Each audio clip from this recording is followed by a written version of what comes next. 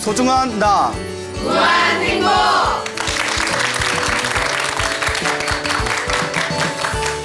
예, 만나서 반갑습니다. 광호 스님이라고 합니다. 여러분 반갑습니다. 예, 반가워요. 예, 오늘은 세상에서 가장 강한 것은 무엇인가 라는 주제를 가지고 이야기를 펼쳐보도록 하겠습니다. 여러분, 세상에서 가장 강한 것이 무엇이라고 생각하십니까? 한번 대답해 보시겠습니까? 엄마? 뭐 엄마의 사랑의 힘이라는 뜻이 되겠죠. 평소에 효도를 많이 하시나 봐요. 예, 그 말할 대답할 때만 엄마. 또 무엇이 있을까요? 예, 어떤 사람들은 뭐 총, 칼, 무기, 폭탄이 세상에서 가장 강합니다라고 대답하는 분도 계십니다. 그리고 어떤 분들은 스님, 아무래도 세상이 살아가다 보면 돈의 힘이 가장 강합니다라고 대답하는 분도 계십니다. 혹은 아닙니다. 권력의 힘이 가장 강합니다. 혹은 명예의 힘이 가장 강합니다. 또 아까 엄마라고 대답하신 분처럼 사랑의 힘이 가장 강합니다라고 대답하는 분들도 계십니다. 세상에서 가장 강한 것은 무엇일까요? 불교적인 입장에서 부처님이 가르쳐 주신 세상에서 가장 강한 것에 대해서 우리가 고민해보는 그런 시간을 가져보도록 하겠습니다. 여러분 한번 잘 따라오세요. 예, 세상에서 가장 강한 것. 불교에서 부처님이 말씀하신 세상에서 가장 강한 것은 무엇일까요? 그 전에 우리가 보통 강한 사람을 가리켜서 무엇에 많이 비유할까요? 강한 사람 하면 가장 많이 비유하는 것이 장수, 장군에 많이 비유합니다. 힘센 사람 보면 어이구 나중에 천하 대장군감이 될 놈이네 뭐 이런 표현 쓰죠. 네. 요새는 잘 안 쓰나요? 예. 자, 그래서 옛날부터 우리 조상들은 굉장히 힘이 강한 사람을 가리켜서 장군 같다, 장수 같다라는 표현을 썼는데요. 장수에도 여러 종류의 장수가 있습니다. 그 여러 종류의 장수를 우리가 간단하게 요약을 해보자면, 첫째, 힘이 세고 용맹한 장수가 있습니다. 그리고 둘째, 머리가 뛰어난 장수가 있어요. 그 다음에 세 번째가 가슴으로 사람을 이끌고 포용하는, 가슴으로 사람을 이끄는 장수가 있습니다. 그래서 힘이 세고 용맹한 장수를 우리가 무엇이라고 부르죠? 용장이라고 부릅니다. 그리고 머리가 뛰어난, 지식이 뛰어나고 머리가 뛰어난 장수를 무엇이라고 부르죠? 그렇죠, 지장이라고 부릅니다. 예? 자, 이거 지장 이렇게 찍어라 이거 아니에요? 예, 지혜 있는 장수, 예, 지장이라고 부릅니다. 그러면 가슴으로 사람을 이끌 줄 아는, 덕으로서 사람을 품을 줄 아는 장수를 무엇이라고 부를까요? 덕장이라고 부릅니다. 다 알고 계시죠? 예, 표정들이 예, 이거 굉장히 아주 상식인데, 그래서 우리가 흔히 그런 말을 쓰지 않습니까? 용장 위에 지장 있고 지장 위에 누가 있다?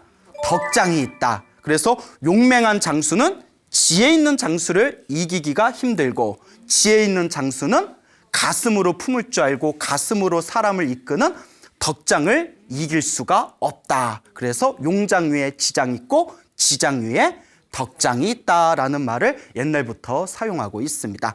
그런데 덕장보다 더 높은 장수가 있대요. 용장, 지장, 덕장보다 더 훌륭한 장수가 있답니다. 최고의 장수랍니다. 누굴까요? 복장이라고 합니다. 복장, 복 있는 장수랍니다. 복 있는 장수. 여러분, 제가 복장했을 때 웃은 게 복장 터진다, 지금 그거 생각하신 거죠? 예, 한문 공부 좀 하셔야겠어요. 예, 복 있는 장수, 복장. 복 있는 장수를 이길 수가 없다라는 말이 있습니다. 그래서 용장 위에 지장 있고 지장 위에 덕장 있고 덕장 위에 있는 최고의 장수가 바로 누구다? 복장입니다. 복 있는 장수다. 복이란 건 무엇일까요? 하늘의 운이랍니다. 하늘의 운을 타고난 자, 하늘의 운을 타고나서 하늘의 보호를 받은 장수를 복장이라고 부른다고 합니다. 예를 들어볼까요? 여러분, 징기스칸 아시죠? 징기스칸이 이제 몽골에서 태어나가지고 밑바닥에서부터 성장을 해서 천하를 제패하게 되지 않습니까? 그 정도는 아시죠? 예. 자, 근데 징기스칸이 젊었을 때 큰 전쟁이 벌어졌다고 합니다. 큰 전쟁이 벌어졌을 때 멀리서 적군의 독화살이 날아왔는데 독화살이 목을 꿰뚫었답니다. 징기스칸의 목을 꿰뚫었대요. 예? 여러분, 독화살이 목 꿰뚫어 본 적 있으세요? 예, 그렇죠. 우리 같으면 죽었을 거예요. 살았어요, 죽었어요? 100% 죽었을 겁니다. 근데 징기스칸은 살았을까요? 죽었을까요? 살아났습니다. 여러분, 독화살이 목을 꿰뚫었는데 살아났어요. 그리고 그 후에도 숱한 죽음의 문턱에서 가까스로 부활하면서 결국에는 천하를 제패한 패장이 됩니다. 예? 천하의 패권을 준 패장이 돼요. 그래서 징기스칸 같은 경우가 우리 같으면 아마 독화살이 스치기만 해도 죽었을 텐데 목을 꿰뚫고도 살았어요. 이런 게 바로 복장의 한 실례가 되겠습니다. 여러분, 삼국지 다 읽어보셨죠? 예, 삼국지에서 가장 머리가 총명하고 가장 지혜가 뛰어난 분이 바로 누구라고 나오죠? 그렇죠. 제갈공명, 제갈량이 나오지 않습니까? 네, 다 읽어보셔 아시죠? 예? 왜 자꾸 표정들 갸웃갸웃. 예? 삼국지도 다 조금은 아실 거 아니에요? 뭐 만화 삼국지도 있는데. 예. 그래서 제갈공명이 가장 지혜가 출중한 장수였다라고 나오는데, 제갈량이 이제 당시 말년에 위나라의 사마의라는 인물을 이제 발견을 하게 됩니다. 그래서 이제 사마의도 굉장히 지혜가 출중했나 봐요. 저 사마의를 일찌감치 저 사마이를 꺾어버리지 않으면 언젠가 우리 총나라에 큰 화근이 될 것이다. 그러니 저 사마이를 당장 죽여야겠다. 그래서 이제 사마이와 싸움이 붙게 됩니다. 그래서 온갖 지략을 꾸며가지고 사마이의 군대들을 계곡에다 다 가둬둡니다.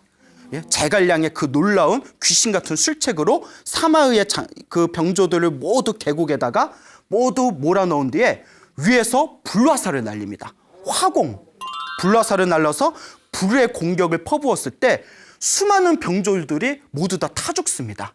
계곡에서 빠져나오지 못하고 다 타 죽어요. 참 전쟁이란 거 끔찍합니다. 그때 그 불길이 점점 거세지면서 사마의의 코앞에까지 이르게 됩니다. 그 사마의도 그 불에 타서 죽으려는 그 찰나에 하늘에서 엄청난 폭우가 쏟아졌대요. 갑자기. 다 아시는데, 삼국지에서 다 보셔서 아시는데, 예? 마치 처음 들은 것처럼, 예, 어머, 이러시네요. 다 알고 있는 얘기죠? 예. 표정은 또 고개가 갸웃갸웃거리시는데, 하늘에서 막 폭우가 쏟아가지고 사마이가 불에 타 죽으려는 그 찰나에 그 불길이 다 꺼지고 그 우왕좌왕하는 틈을 타서 사마이가 가까스로 목숨을 구해서 빠져나갑니다. 그때 제갈량이 스스로 한탄을 해요. 내가 꾸밀 수 있는 모든 술책을 다 부려서 비로소 사마이를 붙들고 죽일 수 있는 이 찰나에 누가 돕지 않았구나. 하늘이 돕지 않았구나. 그리고 유명한 말을 남깁니다. 일은 사람이 도모하지만 성패는 어디에 달려있다?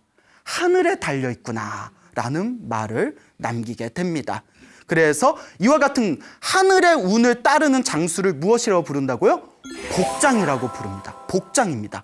복 있는 장군, 복 있는 장수, 복 있는 사람은 이길 수가 있다 없다?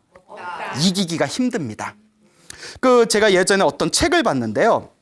그 책이 어떤 내용인가 하면 어떤 학자가 있었어요. 이 학자가 세상에 억만장자들 있잖아요. 이 세상에 돈 많은 사람들, 그중에 밑바닥에서 자수성가해서 억만장자가 된 사업가들, CEO들을 상대로 그들의 성공 비결이 무엇인가에 대해서 연구한 책이 있어요. 그 사람이 스스로 호기심이 일어났나 봐요. 도대체 저 사람들은 도대체 어떤 비법이 있길래 이런 밑바닥에서 자수성가해서 억만장자가 됐을까? 그리고 수많은 억만장자들을 찾아다니면서 수많은 자수성가한 CEO들을 찾아다니면서 그 비법을 하나하나 묻습니다. 그걸 몇십 년 동안 연구한 끝에 이제 책을 내게 되었는데 제가 그 책을 한번 읽어봤어요. 예? 저도 돈 한번 벌어보려고. 비결이 뭔가 딱 이렇게 봤는데 사실 별 내용이 없어요. 다 우리가 아는 내용이더라고요. 첫째, 독서를 많이 했다. 책을 많이 읽었다. 여러분 책 많이 읽어요? 안 읽어요? 읽어요? 예, 얼마나 많이 읽으시길래 자신 있게. 예, 좋습니다. 예, 책을 많이 읽는다. 아무리 바쁜 시간의 와중에도 반드시 책을 가까이 했다고 합니다. 그 다음에 두 번째가 운동을 많이 했답니다. 건강 관리를 열심히 했다. 그러니까 체력이 받쳐주질 않으면 사업도 할 수가 없고 일을 할 수가 없다는 거예요. 그래서 항상 조그만 운동하는 시간이라도 항상 자기가 건강 관리를 챙겼다. 그 다음에 또 특기할 만한 부분이 항상 긍정적인 사고방식을 가졌다. 예, 그게 굉장히 중요하답니다. 어떤 사업을 하다 보면 좋은 일이 생길 때도 있고 나쁜 일이 생길 때도 있지 않습니까? 그 와중에서도 흔들리지 않고 항상 일이 잘 될 거라는 긍정적인 사고방식을 놓치지 않았다라는 누구나 알만한 내용을 써서 책으로 낸 그 내용을 제가 이제 읽어본 적이 있는데요. 그 중에 하나 또 아주 제가 깜짝 놀랐던 부분이 하나 있었어요. 그게 무엇인고 하니 그 자수성가한 CEO들이 자신의 성공 비법 중에 한결같이 꼽은 것 중에 하나가 사실 운이 따랐다. 행운이 따라줬대요. 예, 행운. 그러니까 뭔가 일이 잘 안 될 것 같은 상황에서 무언가 행운이 있어가지고 어떤 사람이 도와준다든가 도저히 풀리지 않은 상황이었는데 어떤 또 다른 일이 터져가지고 그 위기를 이렇게 모면했다든가 그런 행운, 그 운이 따랐다라는 말을 그 책에서 본 적이 있습니다. 행운. 여러분, 이 행운을 우리 동양에서는 무엇이라고 부를까요? 복이라고 부릅니다. 복. 아까도 장수 중에서 가장 뛰어난 장수가 무슨 장수라고 했죠? 복장이라고 했죠. 자수성가한 CEO들도 한결같은 성공 비법 중에 하나가 무엇이라고 했죠? 행운이라고 했죠. 예? 행운을 우리 동양에서는 복이라고 합니다. 그러니까 우리가 무언가를 진행하면서 어떠한 일에 대해서 성취하고자 한다면 밑바탕에 적어도 무엇이 좀 있어줘야 된다? 복이 좀 있어야 됩니다. 복이 좀 있어야 돼요. 그러면 중요한 거. 그 복은 누가 지은 걸까요? 복은 누가 지은 걸까요? 누가 나에게 복을 주는 것일까요? 하늘에서 뚝 떨어지는 것일까요? 그럼 복은 누가 짓는 걸까요? 내가 짓는 것. 내가 짓는 거. 내가 지은 복. 내가 지은 선업에 의해서 받는 행복한 결과물을 복이라고 부르는 것입니다. 자, 그러면 여러분들은 스스로 복이 많으신 것 같아요? 복이 적으신 것 같아요? 많은 것 같아요? 무조건 긍정주의군요. 예. 책도 많이 읽으시고 복도 많으신 것 같고 훌륭하십니다. 예, 진심입니다. 예, 스스로 한번 내가 살아가면서 내 앞에 복이 많은 삶이었나, 복이 적은 삶이었나를 한번 스스로 판단할 수 있는 그런 지혜가 필요합니다. 복이라는 것은 불교에서도 굉장히 중요하게 생각하는 우리 불교 수행의 가장 중요한 핵심 중에 하나입니다. 많은 분들이 복을 굉장히 우습게 보는 경향이 있지만 우리 부처님께서도 복을 아주 중요하게 여기셨습니다. 2600여 전 석가모니 부처님이 계실 때 석가모니 부처님 제자 중에 아누루타 스님이 계셨습니다. 아누루타 스님. 기억해 두세요. 아누루타 스님. 자, 아누루타라는 스님이 계셨는데 이 아누루타 스님이 부처님이 설법을 하고 계실 때 앞에서 꾸벅꾸벅 졸았대요. 부처님이 설법을 하는데 졸고 있어. 예? 요새 말로 뭐라고 하죠? 웬열? 예? 아니, 부처님이 설법을 하는데 스님이 졸고 있으면 어떡해. 부처님이 가만히 쳐다보시고 아누루타를 깨웁니다. 아누루타요. 그 부처님께서 혼냈을까요? 그냥 뒀을까요? 부처님은 자비로운 분이니까 그냥 두셨을 것 같죠? 호되게 혼내셨대요. 아주 호되게 꾸중을 하셨답니다. 여러분, 내 자식이 정말 사랑하는 자식이 잘 되기를 바랄 때 가끔 잘못한 일을 자식이 하게 되면 가끔 사랑의 매를 휘두를 때가 있지 않습니까? 네. 그때 그 자식을 싫어하는 마음이 아니라 어떤 마음이죠? 그렇죠. 더 잘 되기를 바라는 사랑하는 마음이지 않습니까? 부처님도 당신의 사랑하는 제자 아누루타가 열심히 수행하라는 의미로 일부러 호되게 꾸짖었다고 합니다. 예? 똑바로 부처님이 설법을 하는데 듣고 깨달음을 얻어야지 어찌 그리 졸면서 시간을 헛되이 보내고 있느냐 하고 호되게 꾸짖으셨어요. 그 아누루타 스님이 속에서 분심이 일어난 거예요. 막 부끄럽고 막 화도 나고 속상하고 그리고 다음과 같은 서원을 세웁니다. 나는 지금 이 순간부터 깨달음을 얻기 전까지 절대 눈을 감지 않으리라. 잠을 자지 않으리라. 독해. 스님이 너무 독해. 아누루타 스님이. 좀 혼난 것 같고 뭐 잠을 안 자. 예? 이해 가요? 예? 이해 안 가죠? 예. 그래서 그 스님이 아누루타 스님이 나는 깨달음을 얻을 때까지 절대 잠을 자지 않겠다. 그때부터 오로지 벽만 보고 수행만 하는 거예요. 깨달음을 얻기 위해서 깊은 명상 수행에 들어갑니다. 근데 사람이 잠을 자지 않으니까 하루, 이틀, 3일, 일주일, 한 달이 지나면서 눈에서 진물이 흘리기 시작합니다. 눈에서 막 진물이 흘러요. 그래서 이제 의사가 찾아옵니다. 그러니까 아누르타 스님의 눈을 다 이렇게 살펴본 뒤에 부처님께 다음과 같이 고합니다. 거룩하신 부처님이시여, 아누르타 스님의 눈병을 고치기는 어렵지 않습니다. 다만 잠을 자야 됩니다. 잠을 자면 쉽게 나을 수 있습니다. 그런데 의사인 제가 아무리 잠을 자라고 권해도 도대체 주무시질 않으니 치료할 방법이 없습니다. 그 이제 부처님께서 아누르타 스님을 부르세요. 아누르타여, 깨달음을 위해서 열심히 수행하는 것은 정말 훌륭한 일이다. 하지만 잠을 자라. 몸이 건강해야 깨달음도 얻을 수 있는 거다. 어서 잠을 자거라. 그 부처님이 스님에게 잠을 자라고 얘기를 했어요. 그 잠을 잤을까요, 안 잤을까요? 잤어요. 예, 그러면 재미가 없어요. 예? 그래서 잤대요 하면 재미가 없잖아요. 부처님, 저는 깨달음을 얻기 전까지 결코 잠을 자지 않겠다고 서원을 세웠습니다. 저는 눈을 감지 않겠습니다. 하고 부처님께 이야기를 합니다. 우리 같으면 잤어요, 안 잤어요? 부처님이 잘하는데 자야지. 아니, 왜 부처님 제자인 스님이 왜 부처님 말을 안 들어? 예? 그래서 잠을 안 잤대요. 그리고 오로지 수행만 하다가 결국 눈병이 너무 심해져서 눈이 실명을 합니다. 눈을 잃어버려요. 그리고 놀라운 것은 눈이 실명하는 순간 세상의 모든 이치를 꿰뚫어보는 천안통을 얻게 되었답니다. 육신의 눈은 잃었지만 마음이 환해져서 세상을 꿰뚫어보는 천안통을 얻게 되었다. 이것이 바로 천안제일 아누르타 스님의 이야기입니다. 아시겠죠? 네. 여러분들 잠 그만 자고 공부 좀 해요. 예. 자, 하루는 눈을 잃은 아누르타 스님께서 이제 당신의 옷을 이렇게 꿰매야 되는데 바늘에 실을 넣을 수가 없는 거예요. 눈이 멀어가지고 바늘에 실을 넣을 수가 없으니까 문득 이런 생각을 일으킵니다. 누구라도 복을 짓고 싶은 사람이 있다면 나의 바늘에 실을 꿰어줬으면 이라는 생각을 합니다. 복을 짓고 싶은 사람이 있으면 바늘에 실을 꿰어줬으면. 그러니까 우리 여기에 계신 분들은 다들 초심 불자분들이니까 잘 모르실 수 있겠지만 그 누군가를 위해서 봉사하거나 스님을 위해서 봉사하는 것은 큰 복을 짓는 행위래요. 나중에 큰 복으로 온답니다. 그러니까 아누르타 스님이 깨달음을 얻은 나를 위해서 요 바늘에 실을 꿰어줬으면 그 사람은 복을 얻을 텐데 이런 생각을 했답니다. 멀리서 석가모니 부처님께서 아누르타 스님의 그 생각을 알아차리십니다. 그리고 호련히 몸을 낮추셔서 아누르타 스님 앞에 짠 하고 나타나셨어요. 그리고 아누르타 스님에게 아누르타여, 너의 바늘과 실을 나에게 다오. 너의 그 바늘의 실을 내가 꿰어주겠다라고 말씀을 하십니다. 그 아누르타 스님이 딱 소리를 들어보니까 누구세요? 부처님이신 거예요. 그 깜짝 놀래요. 그 황송하기도 하고 깜짝 놀랍기도 하고. 그때 아누르타 스님이 부처님께 다음과 같이 말씀드립니다. 거룩하신 세존이시여, 저는 분명히 이렇게 생각했습니다.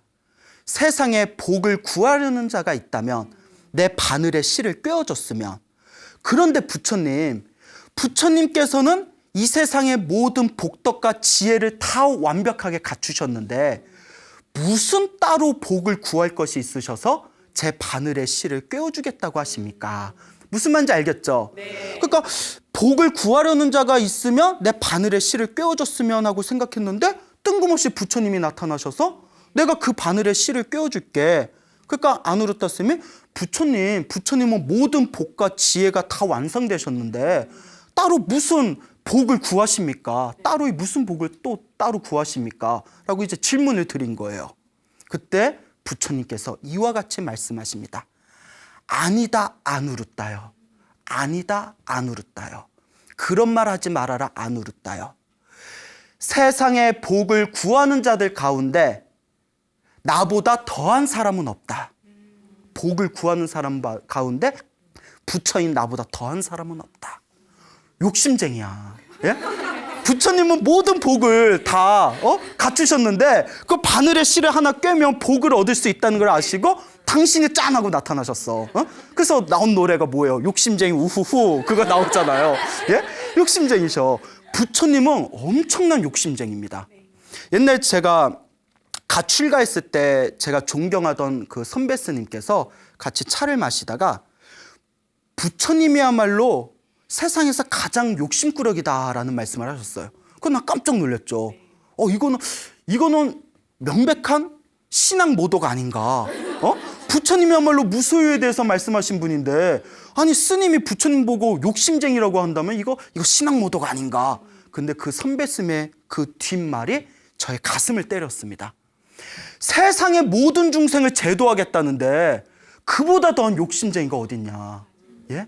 뭐 강남에 땅을 사서 건물을 짓겠다는 욕심도 아니고, 뭐 지구를 지배하는 황제가 되겠다는 것도 아니고, 우주에 남아있는 모든 생명을 하나도 빠짐없이 다 행복한 길로 제도하겠다는 부처님이야말로 세상에서 가장 큰 욕심쟁이가 아니냐. 욕심쟁이는 욕심쟁이인데 행복한 욕심쟁이다. 무슨 말인지 아시겠죠? 그 부처님께서 이와 같이 말씀하십니다. 아누르따요. 중생을 제도하기 위해서는 지혜도 있어야 되지만 무엇도 있어야 된다. 그렇죠. 복도 있어야 된다. 내가 복이 있어야 복 없는 사람을 제도할 수가 있는 거예요. 나도 복 없고 너도 복 없어. 박복한 사람들끼리 만나서 뭘 하겠다는 거야. 예? 무슨 말인지 알겠습니까? 그리고 부처님께서 다음과 같이 말씀하십니다. 아누르따요. 세상의 모든 힘 가운데 하늘 세계와 인간 세계를 두루 돌아다녀 보아도 복의 힘이 가장 뛰어나니, 복의 힘이 가장 뛰어나니 복으로 말미암아 불도를 이룬다네. 세상에서 가장 뛰어난 힘이 뭐라고요? 복이랍니다. 복의 힘이래요. 자, 우리가 서두에 가장 강한 것은 무엇인가 라는 것에 대해서 주제를 삼아서 이야기를 펼쳐보겠다고 했죠. 이미 답이 나왔네요. 장수 중에서 싸움을 제일 잘하는 장수가 누구라고 했죠? 복장이라고 했죠. 사업을 잘한 사람들의 한결같이 말한 자신의 사업의 비법 중에 하나가 뭐라고 했죠? 행운이라고 했죠. 부처님께서도 이 세상의 모든 중생을 제도하기 위해서 무엇이 필요하다? 복이 필요하다. 세상에서 가장 뛰어난 힘이 무엇이다? 복이다. 세상에서 가장 강한 것이 무엇일까요? 복입니다. 복이에요. 다시 한번 묻겠습니다. 복은 누가 짓는 것일까요? 내가 짓는 것이다. 내가 짓는 게 바로 복. 내가 지어서 내가 받는 게 바로 복이에요. 부처님께서 몇 살에 출가했는지 아세요? 이게 뭡니까? 아까 20 뭐라고 하셨는데? 몇 살이요? 뭐 20 뭐라고 하신 분이 계시는데? 21? 막 던지시는 건가요? 용기는 좋아요. 29에 출가하셨다고 합니다. 29에 출가하시고, 요 정도는 그냥 상식 삼아 좀 알아두세요. 29살에 출가하셔서 6년 동안 수행을 하시고 35살에 보리수 나무 아래에서 깨달음을 얻으십니다. 알겠죠? 네. 보리수 나무 아래에서 깨달음을 얻으세요. 자, 그런데 부처님께서 보리수 나무 아래에서 깨달음을 얻기 직전에 마왕 파순, 악마의 왕인 마왕 파순이 부처님의 수행을 방해하기 위해서 수많은 악마의 군대들을 이끌고 보리수 나무 아래로 향합니다. 부처님의 깨달음을 방해하기 위해서. 그때 부처님의 깨달음을 기다리고 있던 이 1만 우주의 천신들이, 헤아릴 수 없는 1만 우주의 천신들이 모여 있었는데, 멀리서 마왕 파순이 보리수 나무를 공격하기 위해서 다가오고 있다는 것을 알고는 그 우주의 천신, 그러니까 우주의 하늘나라의 신들이 모두 도망가 버렸대요. 의리 없어. 명색의 신이라는데, 하늘세계 신들이, 마왕 파순, 악마의 군대들이 몰려오니까 다들 도망을 가요. 그러니까 보리수 나무 아래 누구만 앉아 있어요? 부처님만 홀로 앉아 계십니다. 그때 부처님께서 이와 같이 생각을 하십니다. 아직 깨달음을 얻기 전이에요. 지금 마왕 파순이 악마의 군대들을 이끌고 나의 수행, 나의 깨달음을 방해하려 이곳으로 오고 있다. 내 주변에는 아무도 나를 지켜줄 리가 없다. 하지만 나는 부처가 되기 위해서 전생에서부터 수많은 세월 동안 한량없는 공덕을 지어왔다. 한량없는 공덕을 지었다. 공덕의 힘으로 방패를 삼고 공덕의 힘으로 무기를 삼아서 저 악마의 군대들을 무찌르겠노라 라고 사유를 하십니다. 무엇의 힘으로요? 공덕의 힘으로. 그 공덕이 복의 다른 말이에요. 공덕의 힘으로, 복의 힘으로 마왕 파순과 악마의 군대들을 무찌르겠다. 그때 이제 보리수 나무 밑에 수많은 악마의 군대들이 모여듭니다. 그리고 그 악마의 군대들이 보리수 나무 아래 앉아있는 부처님을 향해서 사정없이 공격을 내뿜습니다. 사정없이. 그런데 그 어떤 공격도 우리 부처님의 털끝조차도 건들 수가 없었다고 합니다. 그러니까 다들 놀라는 거예요. 예? 아니 어떻게 우리가 어떤 공격을 퍼부어도 저 부처님의 털끝 하나 우리가 건들 수가 없는 것일까? 그때 부처님께서 마왕 파순에게 다음과 같이 이야기하십니다. 마왕이요, 마왕 파순이요, 그대는 전생에 큰 복을 한번 지은 것 때문에 이번 생에 하늘 세계 왕이 된 것이다. 그러니까 전생에 무엇을 지었기 때문에? 복을 지었기 때문에. 그러니까 네가 지은 전생에 복이 있어서 이번 생에 하늘 세계 왕이 된 것이고, 나는 과거 전생에 태어나고 죽고 태어나고 죽는 수많은 세월을 반복하면서 붓다가 되기 위해 수많은 복과 공덕을 지었다. 너의 복으로는 나를 이길 수 있다 없다? 이길 수 없다라고 이야기를 합니다. 그때 마왕 파순이 움찔 놀라면서 꾀를 내어 부처님께 다음과 같이 질문을 던집니다. 내가 전생에 지은 복이 있어서 이번 생에 하늘세계 왕이 되었다는 것은 누가 증명하였다? 그대가 증명했다. 그런데 그대가 전생에서부터 붓다가 되기 위해, 부처님이 되기 위해 수많은 공덕을 지어왔다는 것은 누가 증명하겠는가? 라고 말을 싹 돌려서 공격을 합니다. 그러니까 마왕도 똑똑해 해먹어요. 예? 왜냐? 마왕 파순이 온다고 하니까 우리 부처님 주변에 한 명도 남아있는 이가 있어요, 없어요? 아무도 없는 거예요. 아무도 부처님을 증명해 줄 사람이 없는 거예요. 그때 부처님께서 호련히 오른손을 땅바닥으로 싹 가리키니까 갑자기 대지가 진동을 일으킵니다. 오른손으로 땅바닥을 가리키니 온 대지가 진동을 일으키면서 수십, 수백, 수천, 수십만의 큰 음성으로 대지가 제가 증명하겠습니다 라고 하듯이 대지가 꽝꽝꽝 울리게 됩니다. 이 정도면 판타지 소설급이에요. 예? 막 딱 손가락 하나 딱 대니까 땅이 꽝꽝꽝꽝 울리면서 제가 증명하겠습니다 막 이러고, 그 마왕 파순이 깜짝 놀라면서 악마의 군대들과 함께 산이 무너지듯이 뿔뿔이 흩어져 도망갔다라고 나옵니다. 자, 오른손가락으로 땅을 가리키니 마왕 파순이 놀라면서 도망갔다. 이것이 그 유명한 항마 촉지인입니다. 항마, 마왕을 항복받은 손가락이란 뜻이에요. 그래서 여러분, 석굴암 가본 적 있어요, 없어요? 있어요. 있죠? 수학여행 때 가본 적 있죠? 석굴암에 갔을 때 부처님 모습 기억나요, 안 나요? 가봤다면서. 가봤다면서 기억나요, 안 나요? 가만히 이렇게 나중에 인터넷 한번 찾아보세요. 석굴암 부처님을 보면 석굴암에 이제 부처님이 편안하게 앉은 상태에서 이 왼손은 배꼽 밑에다 두시고 오른손은 어디다 둬요? 아니에요. 기억 안 나시는구나. 오른손은 무릎 위에 살며시 올려놓고 계세요. 그리고 손가락을 가만히 보면 손가락을 하나 핀 듯 안 핀 듯 어디를 가리키고 있을까요? 그렇죠. 땅을 가리키고 있어요. 그게 석굴암의 그 모습이 누구에게 항복받았던 모습을 조각한 것이다. 마왕에게 항복받았던, 손가락으로 땅을 가리켰던 그 모습을 이제 형상화한 항마 촉지인의 불상의 모습이 되겠습니다. 알겠죠? 네. 하나 배웠죠? 네. 예, 그래요. 좋아요. 예. 언젠가 인연이 있으면 또 물어볼 거예요. 예.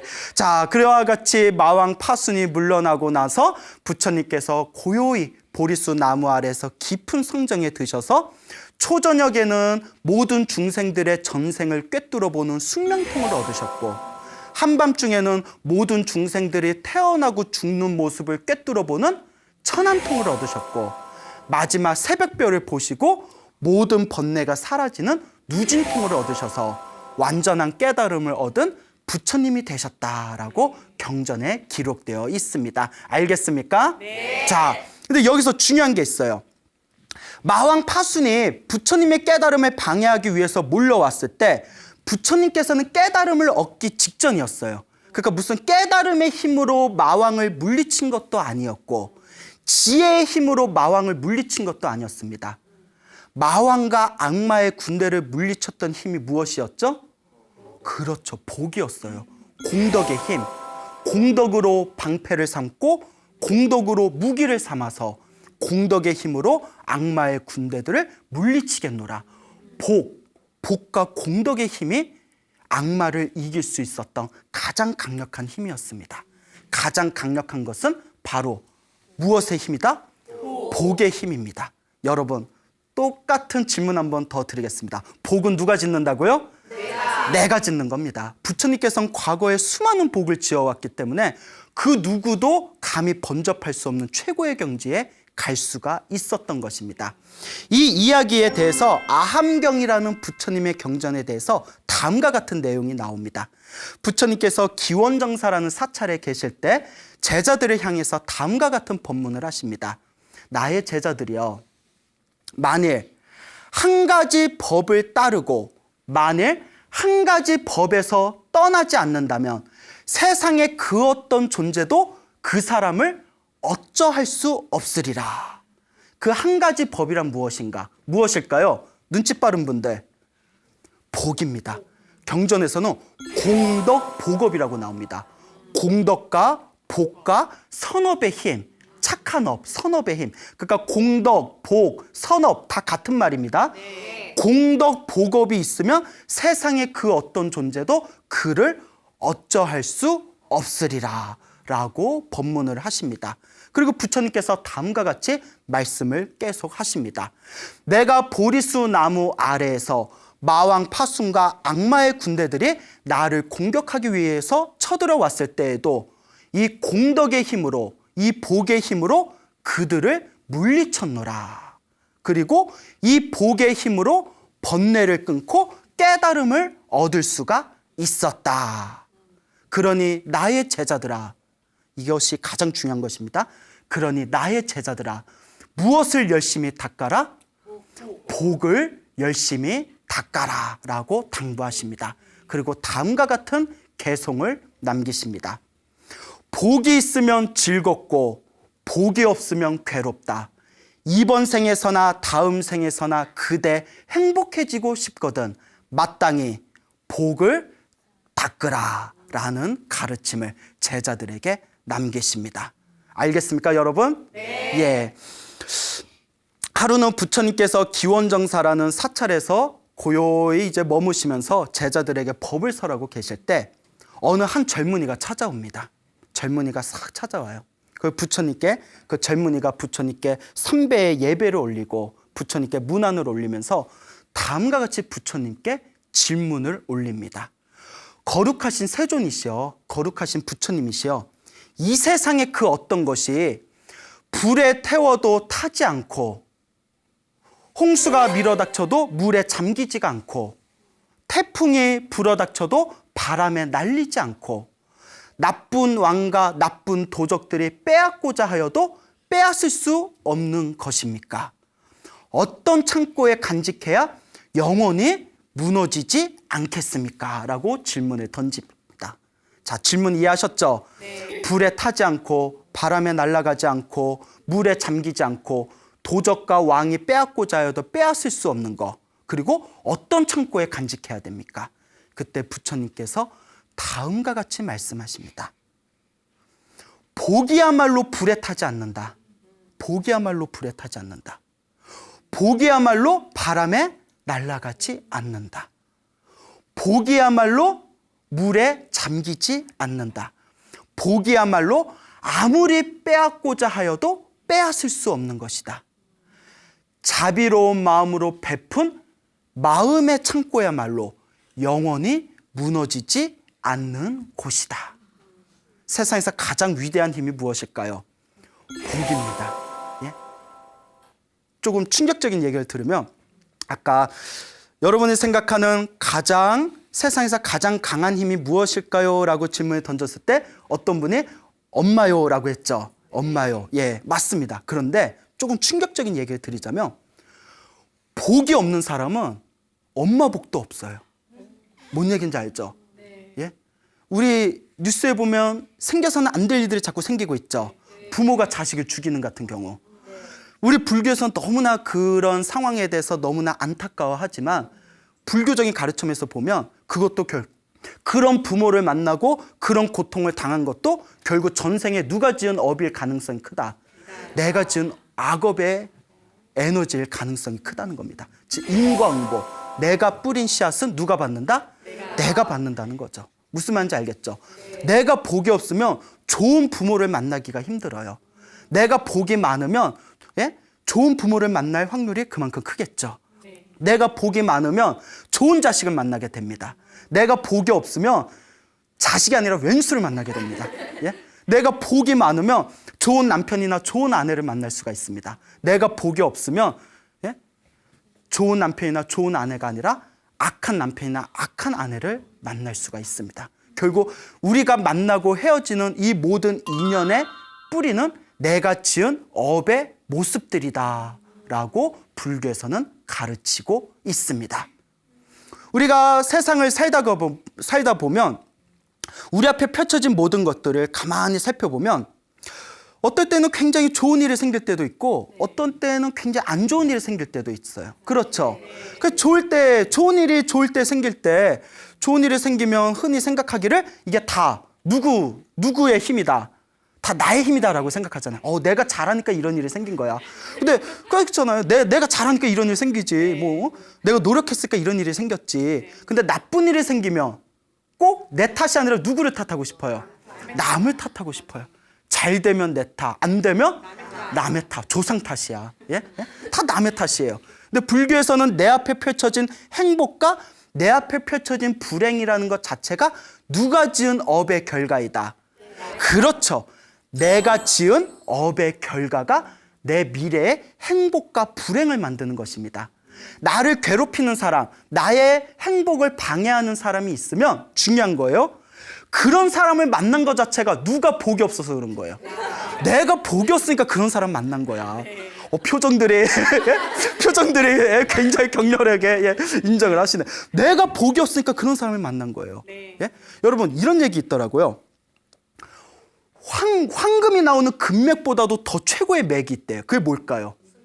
수맥? 웬 수맥? 아니 수맥에서 자다 일어나셨어요? 왜 수맥?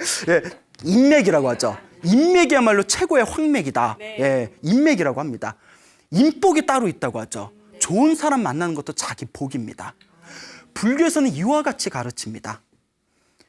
복이 있는 사람은 자기가 원하는 일을 할 때 빨리 쉽게 이루어진답니다. 복이 없을수록 자기가 원하는 일이 늦게 힘들게 이루어진답니다. 아예 복이 없으면 그 일이 이루어진다, 안 이루어진다? 이루어지지 않는답니다. 그래서 내가 복이 많은가 복이 없는가를 가만히 스스로 살펴보면 복이 있는가 복이 없는가 스스로를 한번 살펴보세요.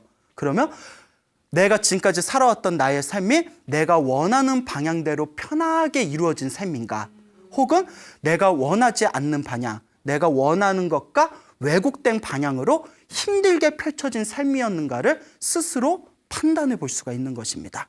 여러분도 한번 스스로 판단해 보세요. 내가 복이 많은가, 내가 복이 적은가. 복이 많으면 원하는 대로 쉽게 풀리고 복이 없으면 잘 안 풀려요. 그런데 재밌는 게 복도 사람들마다 그 복에 일어나고 사라지는 세계가 조금씩 틀립니다. 복도 사람들마다 어떤 사람은 공부복이 있는 사람이 있어요. 공부를 잘해요. 여러분 공부복 있어요? 없어요? 없어요? 그렇게 대놓고 없어요. 민망하네. 다 있는데 일부러 없다고 하는 거죠? 진짜 없어요? 공부복은 있는데 학교복이 없는 사람이 있어요. 격렬하게 동감하시네요. 학생들이라서 그런가? 고등학교 때 공부를 기가 막히게 잘했어. 근데 막상 수능 시험이 성적이 나오면 좋은 대학에 가요, 못 가요? 못 가요. 그게 공부복은 있는데 무슨 복이 없다? 학교복이 없는 거예요. 자, 그리고 재밌는 게 공부복도 있고 학교복도 있는데 관복이 없는 경우가 있어요. 관복이 무엇인고 하니 우리 사법고시 같은 거 봤을 때 판검사가 관직이거든요. 그러니까 어렸을 때 공부를 너무 잘하고 또 학교도 굉장히 좋은 학교 나와서 주변의 모든 사람들이 야, 쟤는 사법고시 보면 분명히 바로 합격할 거야 라고 했는데 10년, 20년을 해도 사법고시가 통과 못하는 사람들의 간혹이 있어요. 우리가 이런 걸 가르쳐 공부복도 있고 학교복도 있는데 무슨 복이 없다? 관복이 없다. 그리고 학교복은 있는데 취직복이 없는 경우도 있어요. 동감하시죠? 굉장히 좋은 학교를 나왔는데 이상하게 취직이 잘 안 돼. 눈높이가 너무 높아서 그런가? 예? 취직이 안 돼. 취직복이 또 따로 있어요. 어떤 분은 취직복도 있고 재물복도 있어요. 재복. 예, 돈도 많아요. 재복도 있어요. 근데 그렇죠. 가족복이 없어. 콩가루 집안이야. 막장이야. 여러분, 저는 제 인생의 모든 연애와 결혼 생활을 사랑과 전쟁에서 배웠습니다. 예? 제가 일찍 출가해가지고 연애를 안 해봤어요. 예? 그래서 사랑과 전쟁을 보면서 사랑과 전쟁을 보면 정상적인 집안이 하나도 없잖아요. 진짜 다 그렇게 사나요? 예? 아닌 것 같죠? 나 모르지. 근데 사랑과 전쟁을 보면 그냥 그런 아주 대기업에서 돈 벌고 그 아주 어렸을 때부터 엘리트 교육을 받았던 애인데 뭐 부인을 잘못 만나가지고 집안에 막 휘청거리면서 막 이혼이 된다든가 뭐 이런 이야기들 펼쳐지잖아요. 그게 바로 가족복이 없는 경우. 예? 그리고 재밌는 게 굉장히 건강복을 가지고 있는 사람이 있습니다. 정말 건강해요. 근데 가진 게 뭐밖에 없어? 건강밖에 없어. 가진 게 몸밖에 없어. 예? 그러니까 뭐 재물복도 없고, 예? 예? 그때 뭐 가족복도 없고, 뭐 아무것도 없어. 근데 몸만 건강해. 몸만 건강해. 그런 경우도 있어요. 남 얘기 같지 않죠? 예? 그래서 저 가진 거 젊은뿐이 없어요. 뭐 요새 이런 애들 많지 않습니까? 예? 근데 그것도 큰 복입니다. 예? 건강이 안 좋은 게 가장 불운한 업이에요. 그러니까 건강한 게 중요합니다. 건강하면 기회도 있어요. 알겠죠? 예. 이와 같이 각자 주어진 자신의 업과 각자 자기가 가지고 있는 복이 다르다. 그러니까 여러분들 다 똑같아요. 여러분 다 똑같아요. 이와 같이 각자가 가지고 있는 복이 틀린 겁니다. 예?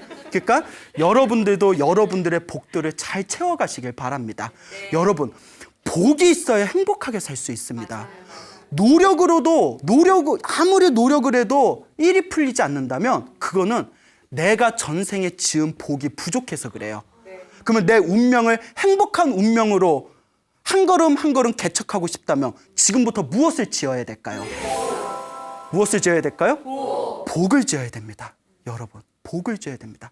그러면 스님, 어떻게 해야 복 지는 방법입니까? 그것을 앞으로 소나무에서 매주 가르쳐 드릴 거예요. 예? 그러니까 여기 못 오신 분들도 나중에 꼭 방송 챙겨보세요. 알겠죠? 네. 예? 믿어도 돼요? 네. 믿으면 안 간다. 예? 자, 여러분, 행복하게 살고 싶습니까? 네. 행복한 삶을 창조하고 싶습니까? 네. 여러분, 복을 지으십시오. 선업을 쌓으십시오. 공덕을 지으십시오. 복과 선업과 공덕의 힘이 여러분들을 진정한 행복의 길로 이끌어 줄 것입니다. 자, 그럼 여기서 마치겠습니다. 소중한 나 무한행복!